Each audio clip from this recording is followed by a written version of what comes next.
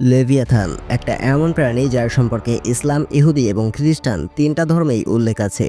আসলে এটা কি, কেন এর সঙ্গে জড়ে আছে ধ্বংসের ইতিহাস, আর কেনই বা এর নাম ধর্মগ্রন্থ এবং ইসলামী ইতিহাসে আসলো? are not meant to be seen. চলুন আজ আমরা ধীরে ধীরে সেই অন্ধকার পানির গভীরে নামি, যেখানে লুকিয়ে আছে লেভিয়াথানের গল্প। লেভিয়াথানের নাম প্রথম পাওয়া যায় ইহুদি ধর্মগ্রন্থে, বিশেষ করে হিব্রু বাইবেলে। হিব্রু বাইবেলে একে বর্ণনা করা হয়েছে এক বিশাল সামুদ্রিক দানব হিসেবে, যার শরীর এতটাই শক্ত যে কোনো অস্ত্র তাকে আঘাত করতে পারে না, যার নিঃশ্বাস থেকে বের হয় আগুনের মতো ধোঁয়া, আর যার চলাচলের সমুদ্র কেঁপে ওঠে। অর্থাৎ এটি জেগে উঠলে বারবার ভূমিকম্প হতে পারে।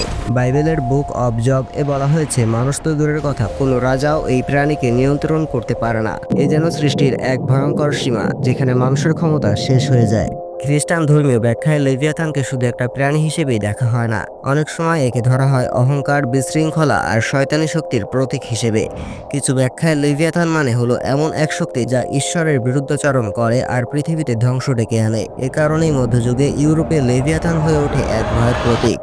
এখন আসি ইসলামী দৃষ্টিভঙ্গিতে। ইসলামে লেভিয়াথান সরাসরি কোরআনে নেই, কিন্তু ইসলামী ইতিহাস ও তাফসিরে একটি বিশাল সামুদ্রিক প্রাণীর ধারণা বারবার উঠে এসেছে। কিছু ইসলামী বর্ণনায় বলা হয়েছে, আল্লাহ তাআলা সমুদ্র সৃষ্টি করেছেন এমন গভীর ও বিশাল করে, যার নিচে এমন সৃষ্টিও আছে যাদের আকার ও শক্তি মানুষ কল্পনাও করতে পারে না। কিছু আলেম মনে করেন ইহুদি খ্রিস্টান গ্রন্থে বর্ণিত লেভিয়াথান আসলে বাস্তব কোন সামুদ্রিক প্রাণীর কাল্পনিক গল্প, যাকে সময়ের সাথে সাথে রহস্য আর ভয়ের রূপ দেওয়া হয়েছে। এখানেই প্রশ্নটা আরো ভয়ঙ্কর হয়ে ওঠে, লেভিয়াথান কি তাহলে শুধুই কল্পনা, নাকি এর পেছনে আছে বাস্তব কোনো প্রাণী? বিজ্ঞানীরা বলে, প্রাচীন মানুষ যখন প্রথম বিশাল তিমি, দৈত্যাকার স্কুইড বা অজানা কোনো গভীর সমুদ্রের প্রাণী দেখেছিল, তখন তাদের কাছে এগুলো ছিল অবিশ্বাস্য। মজার ব্যাপার হলো, আজও গভীর সমুদ্রের প্রায় 80% অজানা। এখনো বিজ্ঞান নিশ্চিতভাবে বলতে পারে না সমুদ্রের অতল গভীরে আর কি কি লুকিয়ে আছে।